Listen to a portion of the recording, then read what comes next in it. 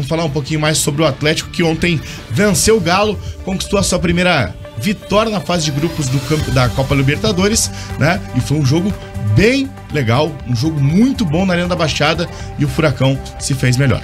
Vou te falar, Dalk, acho que foi o melhor jogo do Atlético que eu vi no ano. E aí eu tô falando de jogo no geral e atuação do Atlético com e sem bola. Porque o Galo, como eu disse no primeiro bloco, criou chances até demais. O Bento foi o melhor da partida, o Pan da partida, não à toa. Mas o Atlético foi muito consistente, uma garra assim, né? Você viu os caras, um jogador perdeu o lance, o outro já vinha dar o bote pra tentar recuperar, porque para ajudar o companheiro e tudo mais. Então o Atlético mostrou muita vontade, mostrou muita vontade e com muitas surpresas no time, né? Porque ontem a gente até debateu no bate-pronto de ontem sobre a questão de jogar com o Pedro Henrique ou Matheus Felipe. O Pedro Henrique acabou ganhando a disputa muito pelo que ele fez no jogo de sábado contra o Goiás. O Pedro Henrique marcou um gol e teve um desarme muito importante no segundo tempo. Foi muito seguro no primeiro tempo, perdão. Foi muito seguro defensivamente. Acabou ganhando a disputa. O Pedro Henrique jogou pelo lado direito da zaga e o Zé Ivaldo foi improvisado, entre aspas, né? O Zé Ivaldo mudou de lado, né? Foi jogar do lado esquerdo muito também pra pegar o Hulk mano a mano, né? Ele batia de frente com o Hulk direto, o Zé Ivaldo, e o Pedro Henrique ficava mais responsável pela marcação do Paulinho, que caía mais pela esquerda do ataque do Galo, pela direita da defesa do Atlético. E queimou nossa língua com o Rômulo, né? Exatamente. Foi bem. Porque o Rômulo, teve o até Christian, ele cansar, né? Foi bem. O Rômulo foi bem, principalmente sem bola, né? E o Rômulo quase conseguiu um gol no comecinho, né? Que ele pressionou o Everson, o goleiro do Galo. A bola bateu nas costas dele e caiu pertinho da trave, quase caiu dentro do gol. O Rômulo ainda quase fez um gol totalmente sem querer ontem, mas por mérito, né? Dessa pressão que o Atlético sempre procura ter nos seus jogos, né? Pressiona lá na frente, se não dá certo, aí baixa as linhas, se fecha na defesa. Teve o Rômulo, como a Jana comentou, que foi bem no primeiro tempo, depois acabou cansando, ele que voltou, teve 2 lesões, né? O Paulo Turra até fala sobre isso, a gente vai ouvir ele daqui a pouco. E jogou apenas 3 jogos pelo Atlético nesse ano. E teve também o Christian no meio campo, jogando com uma trinca de volantes em tese, mas que eram 3 médios, hein, Dalk? O Antônio Oliveira não tá mais aí, mas eram os médios do Furacão, com o Fernandinho, Eric e o Christian. O Christian chegou a jogar até pelo lado um pequeno período do tempo, mas na maior parte jogando por dentro, junto com o Fernandinho e com o Eric. Vamos ouvir o Paulo Turra. O Paulo Turra vai explicar também essas escolhas dele e vai falar um pouco mais sobre o Fernandinho, que a gente debateu bastante o posicionamento dele ontem na transmissão, na nossa jornada esportiva aqui da Jovem Pan News FM. Mas primeiro, o Turra analisa como é que foi, no geral, essa vitória do Atlético contra o Galo na segunda rodada da Libertadores. Tu jogando contra uma equipe, contra o Atlético Mineiro, se tu não sofrer um pouco, fica muito fácil, né? Então a gente estava jogando contra uma equipe muito forte, com qualidade individual e coletiva, ponto. Mas nós, dentro do que tu falou aí, fizemos um primeiro tempo de excelência e também no segundo tempo, nós também fizemos um segundo tempo muito bom. Lógico que o ritmo que nós impomos durante todo o jogo, em algum momento desse jogo tu vai baixar, porque é humanamente impossível tu manter um ritmo como nós iniciamos a partida, fizemos o primeiro tempo e boa parte do segundo. Então, nesse momento que nós diminuímos um pouquinho e baixamos um pouquinho, tivemos algumas dificuldades.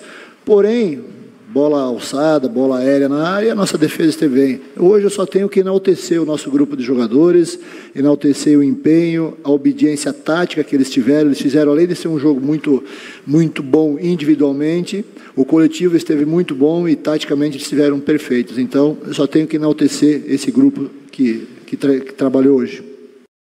De fato, né? E as bolas que o Atlético acabou falhando defensivamente, dando muito espaço para chegadas, principalmente do Paulinho, o Bento apareceu, só não conseguiu defender o gol, né? Que tava mano a mano com ele, praticamente cara a cara. O Pedro Henrique não conseguiu chegar no bote no Paulinho, e aí o Bento não pôde defender. Mas teve várias chances que o Galo criou, em algumas falhas até defensivas do Atlético, de encaixes na marcação, que o Bento foi muito bem, né? Acabou evitando os gols do Galo.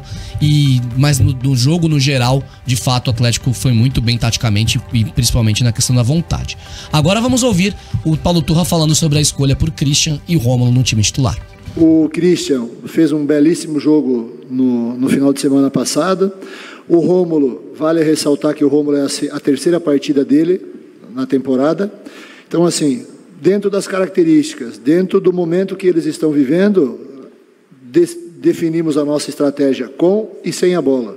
E acredito que tanto o Christian, especificamente, como tu falou, tanto o Rômulo estiveram muito bem. O Rômulo, por tudo que eu já falei, que é o terceiro jogo que ele fez esse ano, ele teve 2 lesões articulares nessa volta da temporada.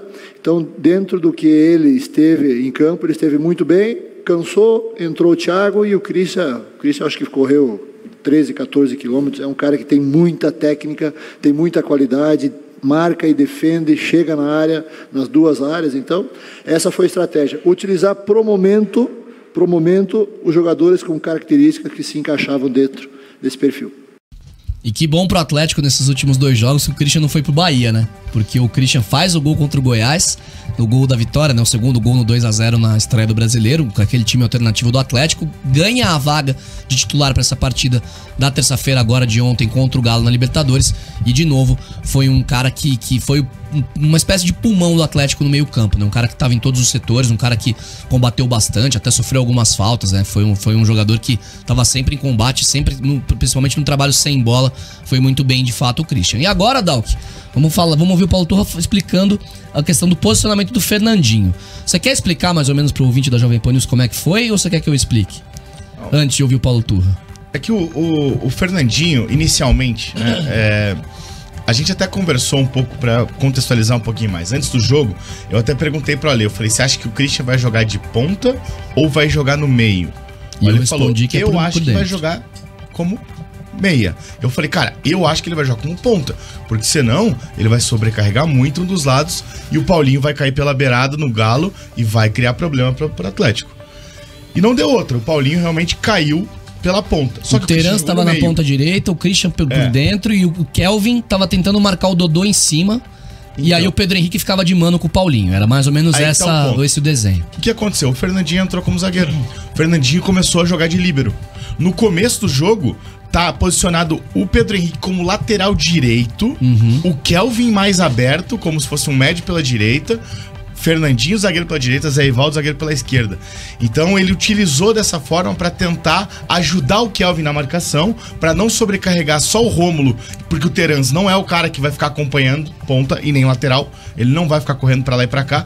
Então esse foi o ponto. E me chamou muita atenção, porque deu 2 minutos de jogo, o Fernandinho estava encaixado entre os zagueiros como se fosse um líbero, né? Então me chamou muito a atenção, porque geralmente quem poderia fazer isso nessa situação seria o Eric, né? Pela estatura, pelo Fernandinho ter muito mais qualidade com a bola, né?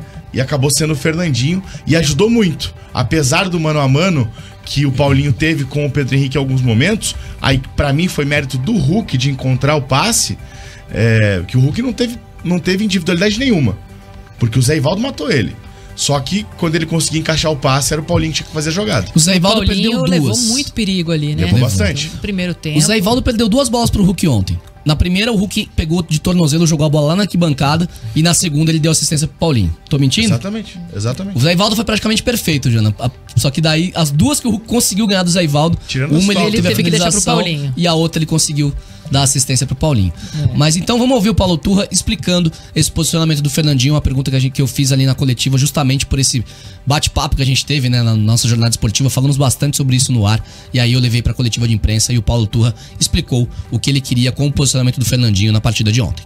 Dentro do que nós esperávamos do Atlético, que eles viriam com 2 atacantes centralizados, o Fernandinho sim era a peça de jogar como líbero, não atrás, na frente da defesa. Ponto. Quando nós vimos o início do jogo, prontamente nós alertamos que eles estavam num 4-3-3. Então, automaticamente o Fernandinho retornou para a posição dele, pegando um dos jogadores por dentro que eles tinham. Fizemos uma linha de 4. Primeiramente, colocamos o Terence pelo lado direito, Vitor Roque por dentro, de avançado, e Rômulo pelo lado esquerdo. Na segunda, e para tu ver como é complexo o futebol, na segunda mudança, isso foi questão de 5 minutos após, nós colocamos o Terence por dentro, o Rômulo pelo lado direito e o Christian pelo lado esquerdo. Na terceira, mais 7 minutos, acho, colocamos o Terence pelo lado esquerdo, o Christian por dentro para marcar o volante deles e o Rômulo continuou. Então, assim, dentro das características, por que eu coloquei o Terence lá pelo lado esquerdo? Porque eles tinham o Mariano, que é um jogador com uma mais idade, que não avança muito. Então, prontamente isso aí. Mas essa questão do Fernandinho foi bem observada por ti. Ele iniciou, sim, como um falso líbero pela frente. Ele tem muita experiência, muita qualidade, tomou conta. Ele se adapta onde colocar ele, né? Ele joga muita bola. É impressionante, assim. Ele facilita demais o jogo do Atlético já. E ele facilita o jogo dos outros jogadores. Porque ele ajuda no entendimento do jogo. Uma coisa que eu cobrei do Coritiba no domingo contra o Flamengo foi que o Coritiba não conseguia entender o jogo, a forma como jogar contra o Flamengo, porque tentou entrar no seu modelo de jogo e permanecer. O Fernandinho, quando ele tem a orientação, claro que ele pode ter percebido já antes, mas quando ele recebe a orientação do banco de reservas, ele ajuda o restante a entender o que tem que fazer. E isso é muito importante, porque ele é um cara que ele tem muita experiência, ele jogou com os melhores, ele jogou contra os melhores, né? Então, ele consegue ter esse cognitivo muito alto para entender o que tá com o treinador em campo.